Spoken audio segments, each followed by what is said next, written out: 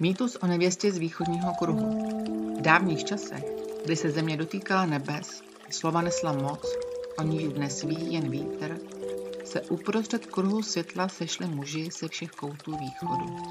Japonec, Číňan, Ind, každý v hedvábném rouchu, každý se symbolem své země.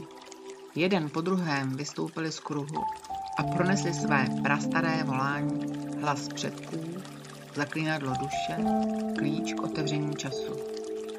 Když poslední z nich dozněl svůj výkřik, nebe se rozářilo a do středu kruhu vstoupila ona, nevěsta.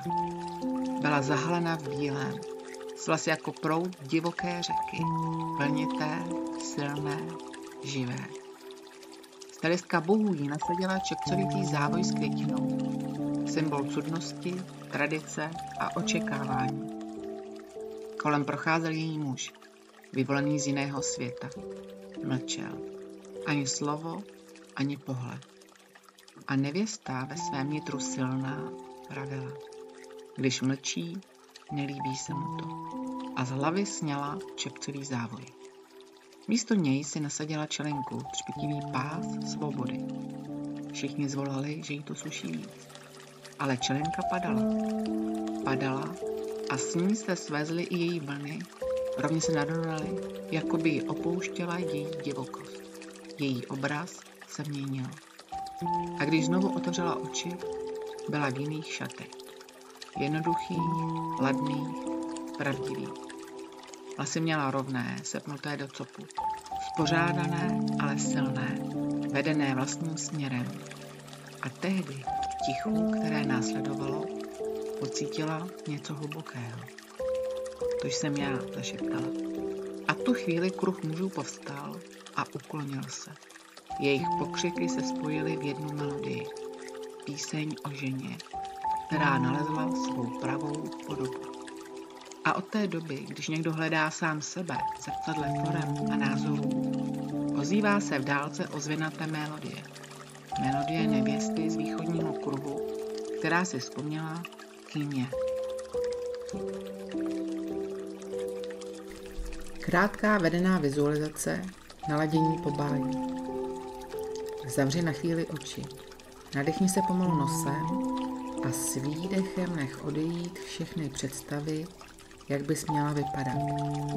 Představ si, že stojíš před velkým kruhem.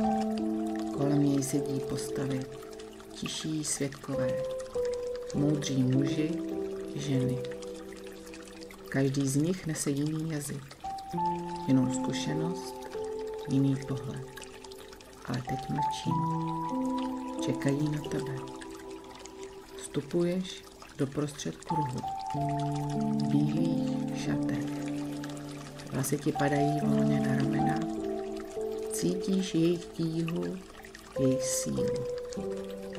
Vědomě se rozhlížíš, nečekáš souhlas, jen vnímáš, jaké to je stát tu takto. Taková, jaká právě jsi. Zezadu přichází někdo, dává ti do vlasů ozdobu. Možná je krásná, možná tě svírá. Co cítíš? Co říkáš? Co uděláš? Nech obraz proměnit. Uvidíš sebe v jiné podobě.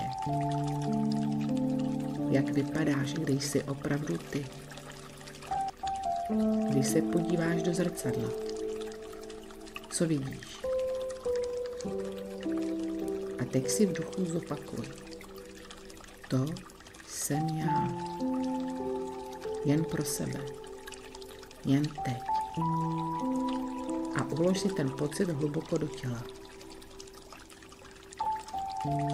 Nadechni se a až budeš připravená, pomalu otevři oči.